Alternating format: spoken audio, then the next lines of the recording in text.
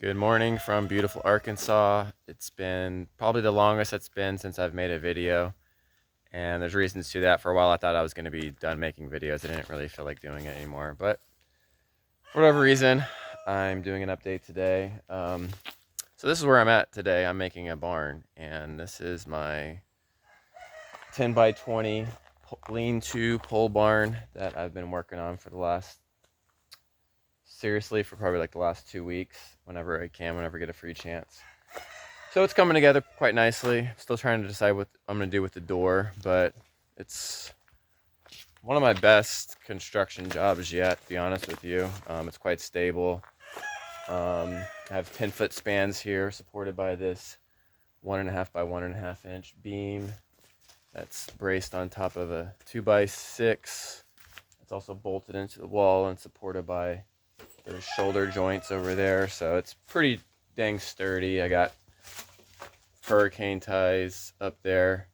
The studs or the rafters are 16-inch on center. So, in the event we ever get 2 feet of snow, I just want to make sure this thing ain't going anywhere. But the purpose of it is to store hay and whatever feed that I want, dog food. Let's go check on Rye. Oh yeah, dog update. So for a while I had 2 Commodore Livestock Guardian dogs. Now I have 1, and here he is. He's really sweet. He's probably one of my favorite dogs I've ever had. But right now I'm having the goats free range in the front of my property. So for the time being, I'm giving Rye a break from his duties because he's only he turned 6 months old yesterday, and what I learned is you can't actually just stick a livestock guardian dog in with its goats right away. I mean, you can, but not full-time unsupervised. So sometimes he gets a little excited and he starts barking at them. So I just want to make sure that when that happens, I let him calm down. I'll put him on a tie out every now and again if he starts doing that. So, but he's doing really good. I mean, he sits for me when I give him treats. One thing I'm trying to teach him now is when we walk the fence line is for him not to always tail me and be on my heels. Basically to teach him to walk ahead of me. But he's really beautiful.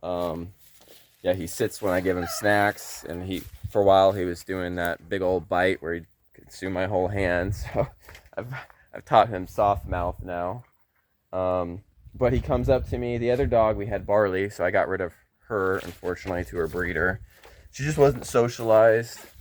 Every time that I would try to interact with her, she would just run from me. We got her at 5 months, but the breeder's really nice, so when they have a new puppy, we'll get a puppy at 8 weeks old. So I got him at 9 weeks old, and if I had to do it again, the first month of having Barley, I would have had her being in the house with me for about a month to just make sure that we're building a bond. I kind of had bad advice. I just stuck her out here with the goats. I mean, she was fine with the goats for a bit until she wasn't. So it's been a learning lesson, but I'm, happy where things are going. So that is that. And we have 15 chickens now. I had a bunch of old hens that, I think I have 15 or 16. So we have right now 4 roosters and 12 or 11 hens. I can't remember the number, but I'm gonna have to cull one of the roosters here soon, just because they're getting more mature and I don't want them to get aggressive. But for the most part, the roosters get along. I know my ratios aren't ideal. You should have about 1 rooster for 10 hens, but one's a bantam. He's really small, so I can kind of get by with having him as an extra. And as long as the lavender Orpington roosters, those are the silver purple ones, 2 of them are roosters. The one that just jumped down, he's a rooster. That's a copper Marin rooster. I like him. He'll definitely be staying.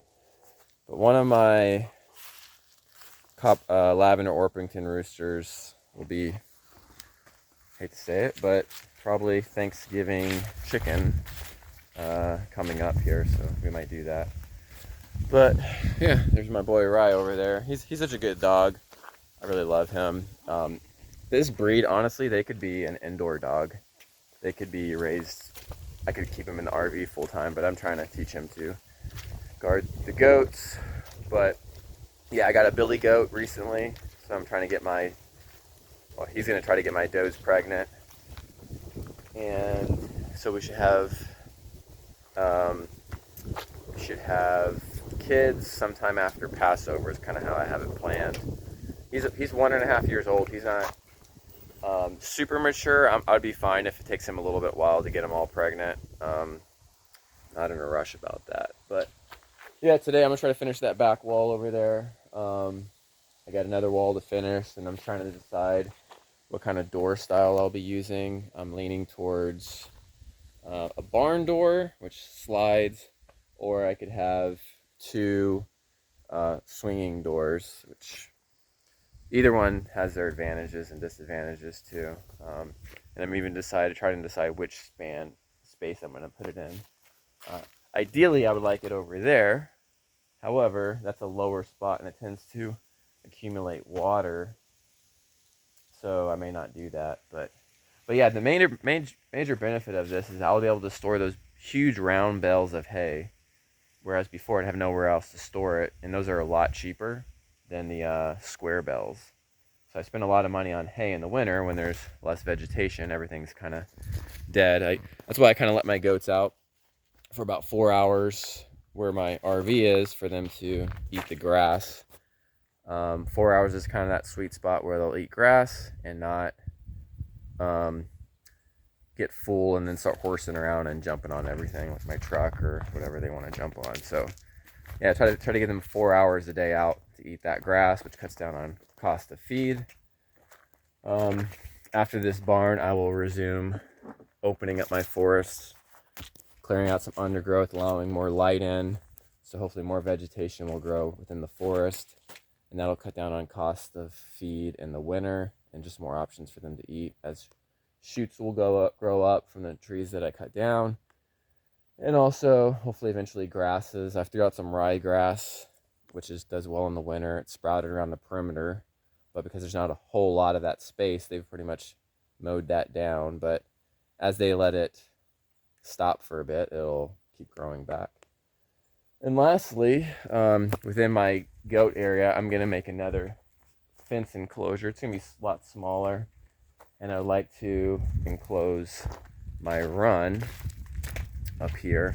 So I'll have two huge sections. I guess this one will be about, 2 acres of options for them to roam around, and even for my dog Rye. So when we go out of town, because again, like right now, I wish I could just let him loose with the goats, but if I did that, he's just not ready, and I don't want him to have a setback with his training, so I can't allow him in there full time. So right now, when we go out of town, he just runs the whole 3 acres up here, which is around our RV, and I have my solar stuff up here, which I did fence off from him getting into, but I'm always a little worried because he does like to chew things. Thankfully, it's not buildings or siding, but I don't know if that's going to happen if I'm gone too long, where he might start chewing on stuff, but he hasn't done it yet. It's usually I give him cheek rolls, I give him bones and all that other stuff to chew on, and he likes to chew on smaller stuff. So let's see if I can find the fence or the goats. But yeah, here's my solar system that I fenced in right there, and here is that little billy goat. He's a little small, but he's not even fully mature yet. See, this is what happens when they start doing this. I think it's about time to bring them in. But yeah, that's my little billy. He's probably a true Nigerian. He's pretty small, but he will grow bigger. I saw his dad. So I have 11 goats right now. That white Weather in the back, he's probably not a pure Nigerian, but sometimes I kind of like mixing in the larger genetics.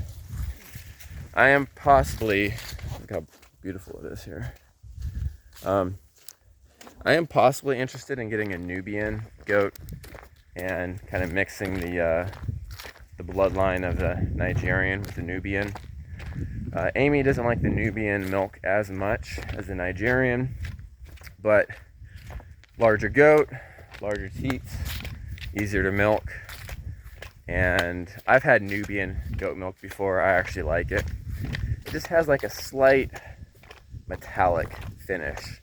You know, I guess it gets acquired after a while. Maybe you don't notice it, but if it's cold enough, it still tastes really good. But there's other breeds of milk. Some don't taste as fatty, of goats.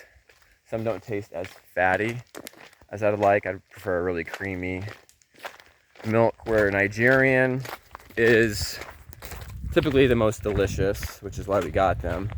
But they're smaller, which means when they have kids, they're more likely to escape from the fence that I have here.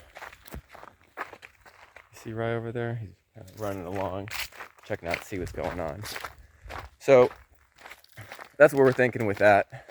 But all right, I don't want these videos to be too long. It's already 11 minutes, and I don't know how much attention I get for these. So yeah, that's what I got going on. Who knows when I'll make the next one. But when I do, that barn will be finished. They're working on some fence, and then eventually I'll be making a wood shed to store firewood for when we do get our house built, which, if everything goes well with that, God willing, we'll have that started in the springtime. So it's just about getting the money for that. But he may help with that eventually once we get him a female, and then they can start having kids, and we can start selling off their puppies. So just much like raising chickens, cows, goats, you know, you can sell off their offspring. That's kind of the benefit to having another animal here on the property. But it's nice having him around here. He helps with the loneliness. But as far as our cotons go, we have one coton left. We've had 5 this litter. So hopefully within the next 2 weeks, we'll sell that last puppy. Just Thanksgiving is always the hardest time to sell them because everyone's traveling. So we've had a lot of interest with our puppies, but most people, they're not willing to take on a puppy because they're not going to be around, which makes sense completely. All right, this is long enough. I will. He's being funny over there. I will let you know when this barn's finished, and maybe I'll show you what that looks like. So, all right, have a blessed day.